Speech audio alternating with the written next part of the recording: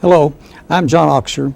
It's the 28th of June. We're at the Adams Mark Hotel in Denver, Colorado, and I'm here for the purpose of interviewing my old friend and scientific collaborator, Art.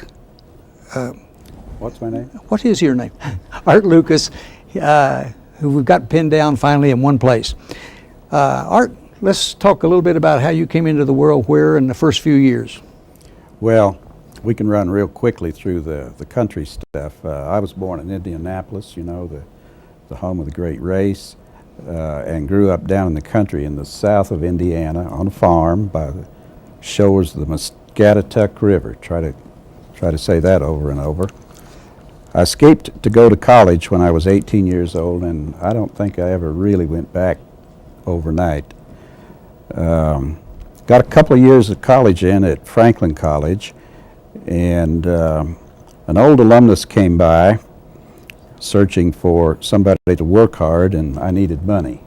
So I went to work for the General Electric Company in Milwaukee, and that started a part of my life that the Health Physics Society knows very little about, and I think it's worthwhile to spend some time there because I think we did some fairly good things. And I've brought a few documents to remind me because I never did have a good memory.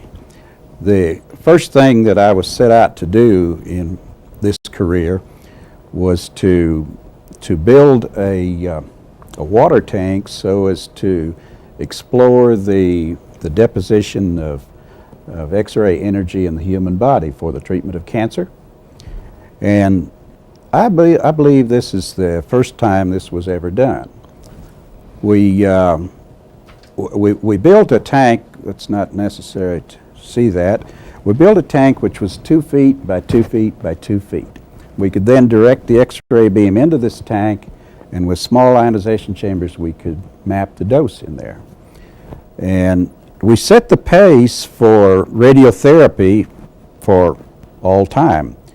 Nowadays that kind of thing is done routinely. There's a big business that goes on about building dose plotters and whatnot. But our group, and the head of that group was a man named Dale Trout, who was one of the founders of the Health Physics Society. He was a very imaginative guy. And a wonderful person. Yeah, indeed, he was so much fun. When he did these things, they just came out like magic because he could tell stories until you wouldn't believe it. So we did some of that, and I think even the medical physics people have kind of forgotten who started this depth dose kind of thing. But the thing that we accomplished there that the medical physics people have not forgotten is that we learned how to characterize the penetrating ability of X-rays for radiotherapy. Many years ago, a German fellow named T. Christen, and I do not know what the T stands for, but Christen created the idea of measuring the half-value layer, the amount of something you add to an X-ray beam to make it go to half as much. Well, I was young and impetuous and critical, and I knew everything. You know, at that age, you know, when you're about 20 years old, you really know a lot. And I kept going to Dr. Trout saying, oh, you know, this is not right. This is not the way you should do it, you know. And he finally said, well, if you think it should be done differently, then let's really do it well. And we engaged a program to measure the half-value layer uniquely and independent of geometry. And it really shocked people in the profession to the point that the paper that we published is taught to this day by the guys in the medical schools. There has been no better reference in all this time. And where did you publish that? This was published probably in radiology. It was either, no, this was the American Journal of Röntgenology, which we called it the Yellow Journal. There was a white journal and a yellow journal. And a lot of this stuff was published in radiology. A lot of it was published in the American Journal of Röntgenology, and on and on and on. that was a really good lab, and we made major contributions to treating cancer more precisely, to reducing patient dose in radiography, chest x-rays, things like this. How do you get that dose down so you can make more chest radiographs without worrying about the x-ray exposure to the population? Well, like all good men of that time, eventually I had to admit to the draft board that I should go to the Army. So in that period, I took 2 years off and went to the Army, where I taught electronics at Fort Bliss down at Texas. down Texas, down in El Paso. This was kind of a great experience, and I look back on it with great fondness, to the extent that at the end of my duty, which would have been the spring of 1957, every commander of a Nike missile site in the world had been taught electronics by myself and 3 of my buddies. And I thought that was pretty good. We were, I don't know if we were winning a war. I think we did win that war, but we were sure working at it. Well, on and on. Now, what you'll find if you look at my resume, John, is that I get sort of antsy about every 10 years, and I change jobs. You know how it goes. Your mind wanders.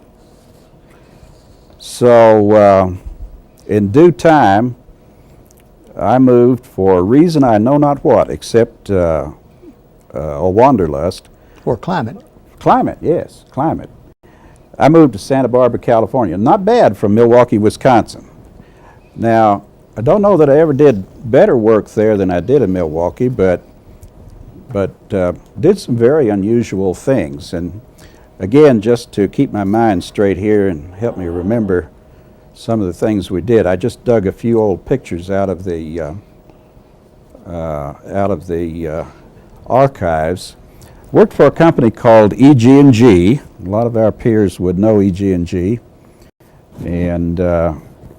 and we did a lot of things. Can we zoom in on these pictures if we hold them right? Why don't you talk about that one? Let's, okay. How about I put him right there? Oh, this Nope. camera. This camera. Okay, these are, well, first of all, that's me when I had hair. Yeah. And I also weighed about 60 pounds less. And that's the way it was. This is, in the center is the man who was head of EG&G's Santa Barbara laboratories in those days, Osmond T. Fundingsland. Remembering. Yeah, he's a man worth remembering. And on the left in this picture is the technical director of the lab, Charlie Hatcher, who went on to become head of a division at Los Alamos. And this is a snapshot of the 3 of us in the control room to the linear accelerator, which we built there in my time.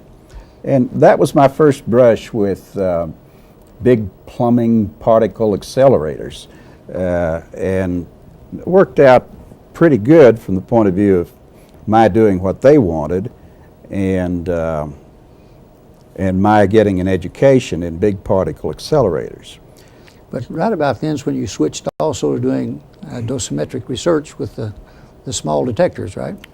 And the big detectors, really. That's right. Now, John, coming from back at GE, I always had an affection for ion chambers.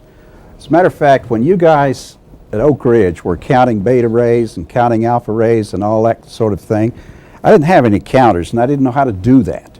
And when we had to measure beta rays, the only thing I knew was to build an electrometer which would measure very small currents and build an ion chamber. Now, everywhere I turned, everything looked like an ion chamber. So the first time we did wipe testing in the Dale Trout laboratory, I had taken a salad bowl, a 14-inch salad bowl, and in those days my wife had silk stockings, and No, it was nylon. Nylon. No, it was nylon. And I stretched this nylon stocking across the front of it, and I smeared dag across it to make it conducting. I set it on 3 little posts.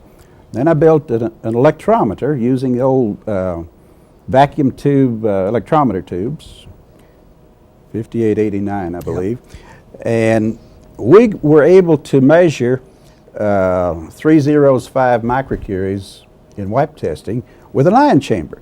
So when I got out in Santa Barbara, I was really trademarked. Everybody understood that Art could not resist making an ion chamber out of every volumetric contraption that showed up.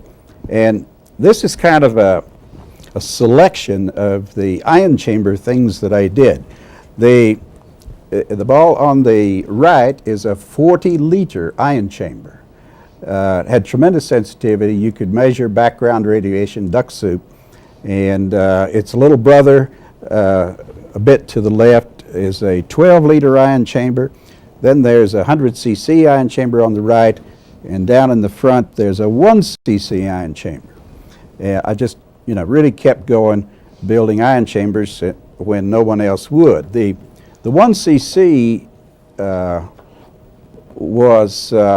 it became fairly famous. It was the material was designed by Francis Shanka up at St. Procopius College. Tissue equivalent. Tissue equivalent, the whole thing, and that kind of thing became sort of a world standard.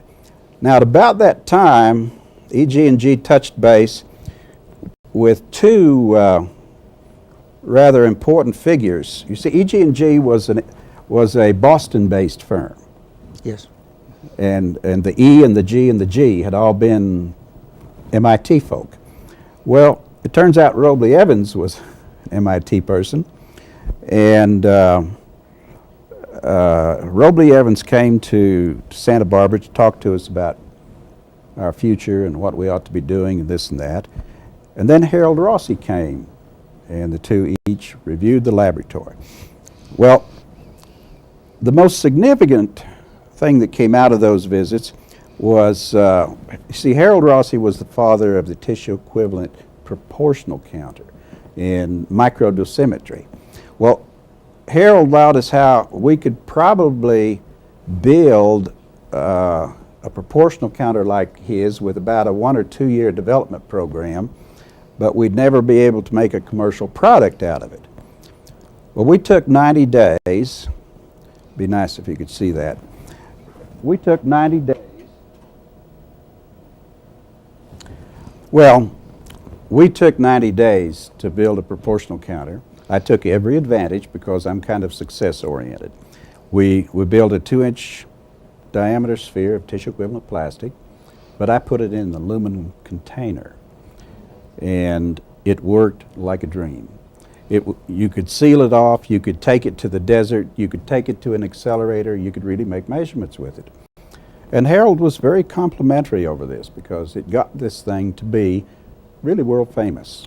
And to this day, there's a small company in Santa Barbara that builds these things and sells them, and they're used in every research laboratory in the world. I thought that was kind of neat that we were able to do that because, as you know, Harold Rossi is no longer with us, and as are some other people. Now, just another little commentary on the people there in Santa Barbara. It was a pretty aggressive time.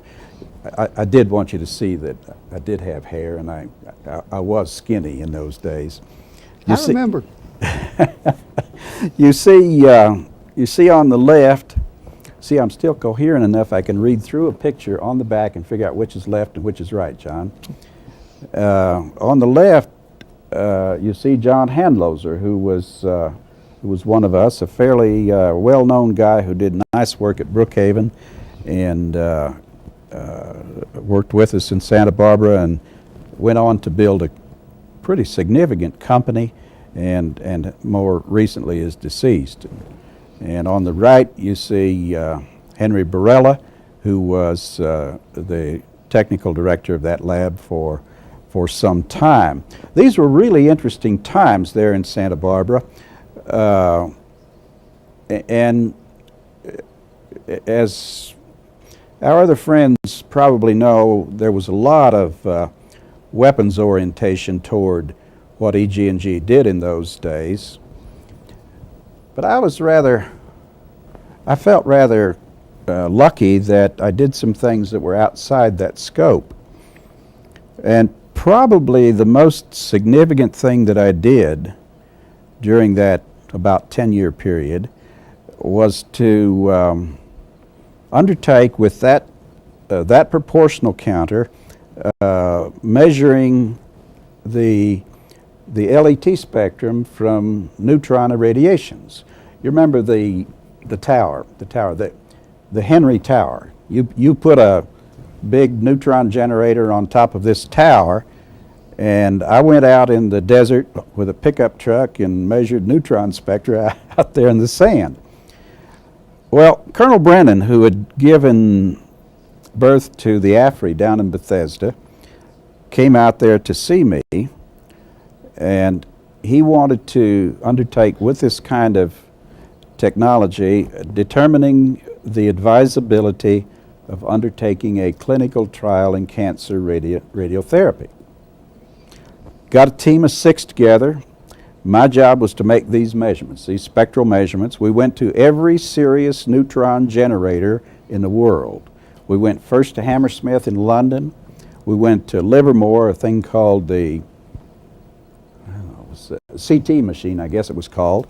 We went to AFRI, where we had a trigger reactor, and we opened up the cyclotron at Texas A&M. We were the very first user from outside Texas A&M. And with all this data, we were able to show the medical profession a way to undertake a clinical trial, and several clinical trials were engaged. And I thought that was okay. And then as a spin-off from that, over at Los Alamos, there was a big push to build a large proton accelerator, LAMP. And there was a dream that you could potentially treat cancer with negative pi mesons. This had been predicted as a possibility by Peter Fowler. Just remembered the name. Peter Fowler, who was the brother of Jack Fowler. Peter Fowler was a famous particle physicist, and Jack Fowler was one of us. He was a dosimetry guy. Peter Fowler had predicted that if you could harness negative pi mesons, you could potentially treat cancer with them nicely. So this was a real opportunity. Jack Woods down at Germantown came to me and said, could you take your gadgets and go to Berkeley and try to characterize a negative pi meson beam? I said, well, you know, anything for $1. Or adventure. Oh yeah, or adventure. Now this was really, John, you got to admit, this is really cool. Going to use the cyclotron that was created by the master. This was Ernie Lawrence's biggest cyclotron, his greatest cyclotron, the one that saw us through the war, the Manhattan Project, and I got to go have it for 3 days. I did not sleep, John. I did not sleep. All I did was drink coffee and pace the floor for 3 days while we were making these measurements. And it was a really good experience. And I remember my feeling of admiration for the cyclotron people. It was it was after midnight one night. You see, if you're going to properly infer the signal attributable to negative pi mesons, you have got to look at the background attributable to positive pi mesons and other things.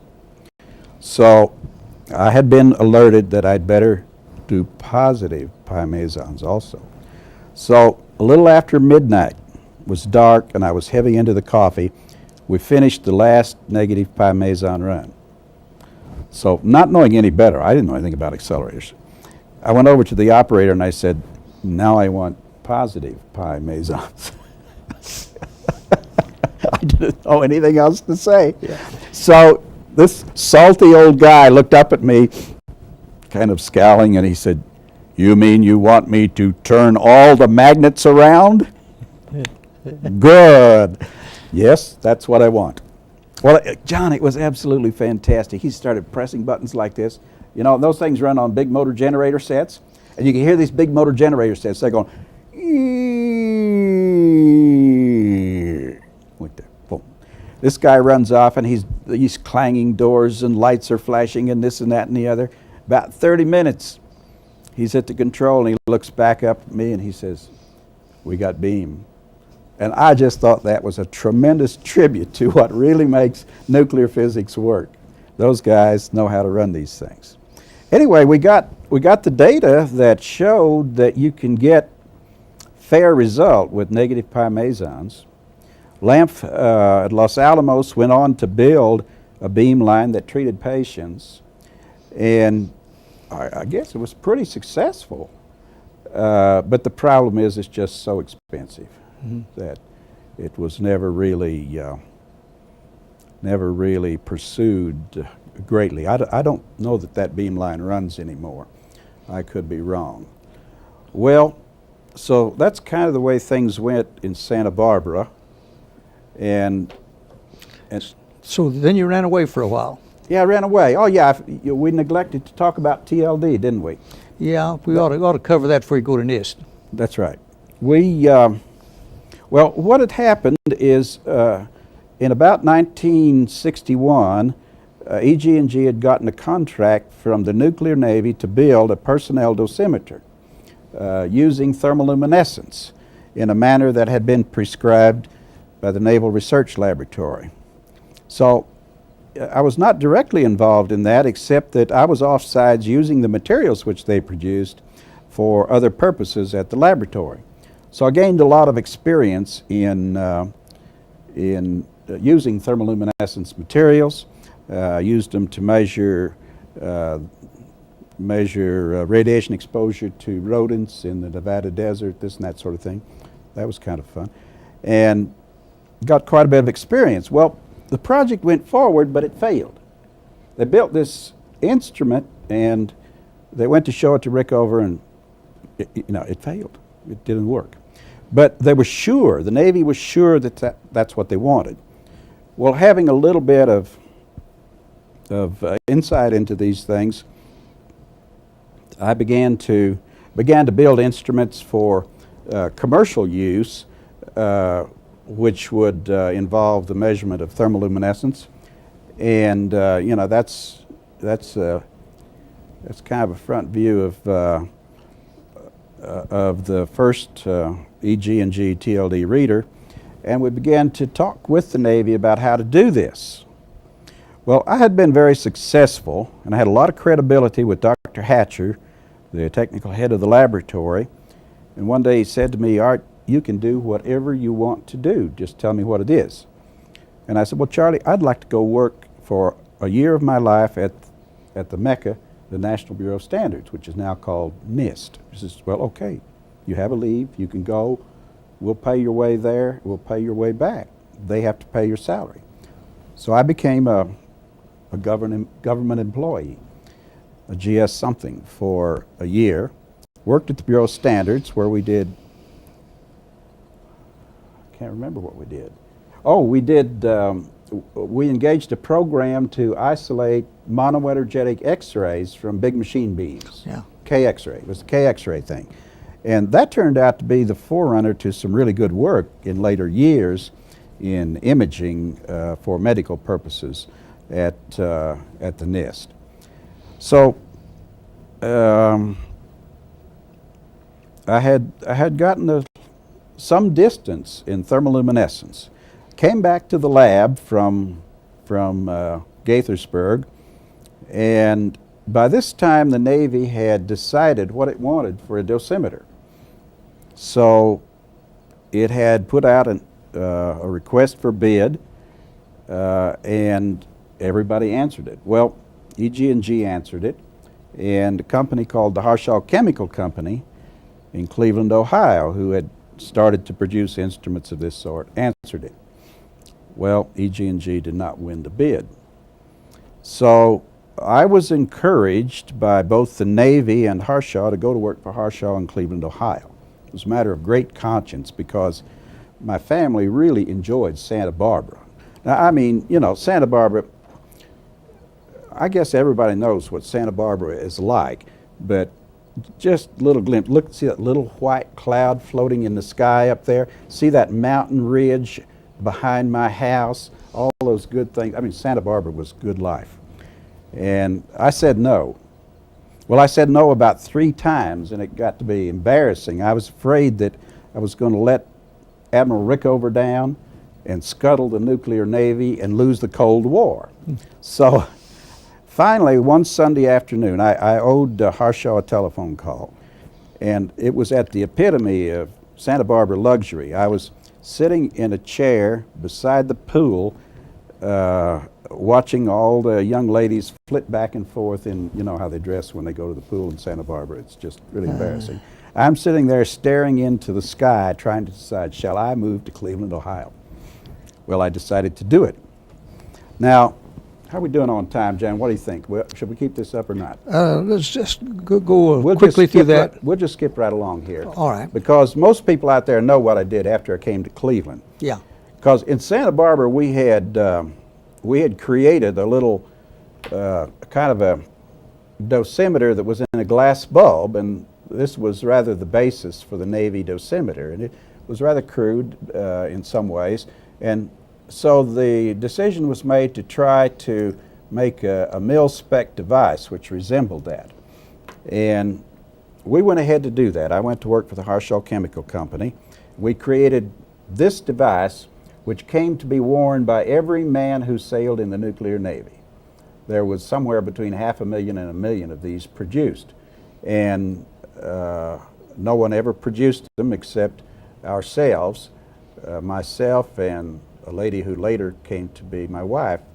You see that, there's some calcium fluoride encapsulated in a bottle with an inert gas, and there's a lead coming out each end, which is different than the way EG&G had designed it. And it all fits down in this little case. And this came to be a very famous way of monitoring the radiation exposure to the Navy personnel. To this day, if you get about 20 people in a room in our profession, you can find at least one guy who has worn that dosimeter and will tell you stories about it. Well, I'm really proud of that. That was a major contribution to personnel dosimetry in our profession. We went on to do a lot of other things. They're the card dosimeters, which we use to make commercial devices at Harshaw. And I spent 13 years at Harshaw in growing crystals, creating instruments, this and that kind of thing. Kind of thing our friends out there know a lot about. And then I moved on to Victorine, where again it was instruments and commercial stuff and developing and all that. I think that's pretty much a glimpse of my life, John. Well, Art, I've always thought of you as a premier electronic physicist, instrumentation innovator. Like you said, when nobody else could do it, you did it. But when did you begin to think of yourself as a health physicist more than an electronic physicist? That's a good point. When I was at GE, Dale Trout helped KZ and all those people to put together the Health Physics Society, and his philosophy was that I and my peers should participate in the professional activity out there. And by way of that, my peer John Kelly and I belong to the, I have to be careful, I'm not sure what we belong to. We belonged to the IRE, the Institute of Radio Engineers, which later became the IEEE. Yeah. And so when the HPS came along, we joined the HPS as a part of being a part of the community out there. Then when they started to certify people by examination, you see, Dale Trout thought he was old enough to be grandfathered, so he was grandfathered. And he thought my peer, John Kelly, was old enough to be grandfathered, but he was not much older than I was. But he didn't think I was old enough to be grandfathered. I think his words were, at least one of us ought to take the test. So You got elected. I took the first examination in radiation safety ever given. 23 of us did. 7 of us passed. And John, I tell all my friends, and I think it's the truth, unless the other 6 guys come back to challenge it, I was the first guy to get up and pass in my paper. So I claim to be the first one. 7 of us passed. Now, that would have been in 1961. Yes. Okay. Yes. And incidentally, just as a note added for one of your mentors, Elda Anderson, as I recall, Elda Anderson proctored this examination. And, you know, we didn't know what was going to be on this exam, so we couldn't study for it. We could just kind of know general stuff. And, you know, there were a lot of questions I didn't think I could answer. And I shrugged my shoulders, and I got up, and I handed in my paper, and I was putting on my top coat. I turned around, and Elda came up to me, and she said, "Mr. Lucas, surely you know more than this. Will you just sit back down there and answer the rest of the questions?" Now, that was Elda. That was Elda. That was my one and only experience with Elda Anderson, and I look at her that way for the rest of my life. And I guess I answered enough questions to pass. But at that point, I began to think in terms of radiation safety and measurements for radiation safety and so forth. And a lot of my publications in later years were orientated toward that. Now, one of the things you haven't talked about yet, though, that you had a hand in, was the making of the dosimeters for civil defense related things, the electrometers. How big a role did you play there, or were you just an advisor? Well, in the electronic ones, the survey meters, the CDV 720s and so forth, I did not help with that. No, I was talking about the electrometer, the pocket electrometers. The quartz fiber, or the fiber dosimeters, yes. Well, what happened there was that I'd helped to get that contract, and the project proceeded quite well at Victorine, but it was a little too bureaucratic, and instead of the fiber dosimeters costing $20, they were costing $200. So that's where I became engaged in building the fiber dosimeters very efficiently and to specification. And before I was finished, we were able to make the civil defense dosimeters for about $18 or $20. And that was a notable achievement, I think. Now, you've mentioned a lot of the key people in your lives, and Dale Trout being one of the magnificent ones. But going back before that, was anybody in your school life, any great teacher jump out at you that had some influence in steering you to where you went? Well, my high school science teacher was really okay, Charlie Bard. And I don't know if I can still tell this story properly, but Charlie Bard really stimulated me to do scientific things. And I was really, I'm really honored by his deathbed words. In a few weeks before he died, he was interviewed by the county newspaper. And the county newspaper, well, was there any student in your life who was really great? And Mr. Bard said, he was always known as Mr. Bard. I didn't call him Charlie Bard to his face because, you know, you don't do that. He said, well, there was Orson Wells and Art Lucas and my daughter Patricia. And I thought that was pretty good company. Yeah, I think it is too. I don't know Patricia. You don't know Patricia. She was okay. But you know the character of Orson Welles. Oh, yes. And he learned his science from the same guy I learned my science from. I thought that was pretty good company. And I have one other key question that it's on my mind a lot lately, and I think maybe on yours. Now, you've been in the profession a long time, both of us, and we talk about changes and the changes we see, where we are and where we're going. How has the profession changed, in your opinion, over the last couple of decades, or whatever you put on it, and where do you think it's going from here?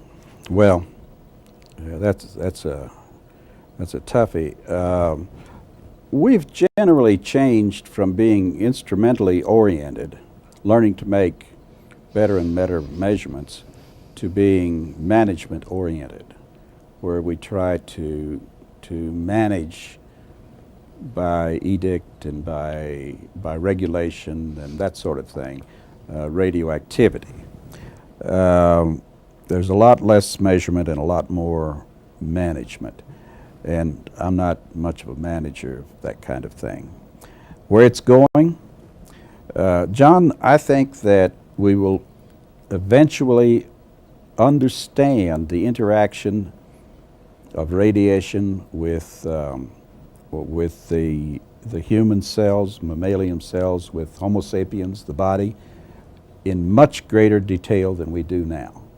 And there is the particular issue of the linear no threshold thesis, and I truly believe that we will be able to understand what kinds of biological responses are linear and what kinds are not linear, and we will eventually know, yes or no, whether or not there is hormesis. And I am just sure that these scientific questions are enough of a challenge to this community that they will solve this. Probably not in my time. We've had only about 50 years to work at bringing radioactivity and radiation facilities into society in a full and complete way. And we have a lot of years in front of us. I'd give it another 50 or 100 years and we will know in great detail how radiation interacts with matter. I think we will find ourselves more tolerant of it than we currently believe. Yes, I would hope so, but we are in this this world of no risks. No risk is acceptable unless it's something you do every day, like drive. But do you see us going toward ever lower allowable exposures? No. See an end to that? I see an end to that. I see us finding a terminus, a value below which we simply shouldn't worry about it. And that should be done by good science and not by legislation and a lot of words. And I think there's some there's some really exciting things going on out there which may let us do this. Okay, anything else you'd like to pass on to the younger generation before you finish today? John, I wouldn't know what it would be, except it's been a great ride. It's been half a century, and we've had the pleasure of engaging in this birth of radioactivity, nuclear power, and such. I would just encourage them to continue to do it really well. Okay. Well, if you have nothing further, it's been a pleasure knowing you all these years. Thank you, John. Maybe we'll get some more stuff going together. You never know. After all, we're just entering our second childhood. Aren't we? All right.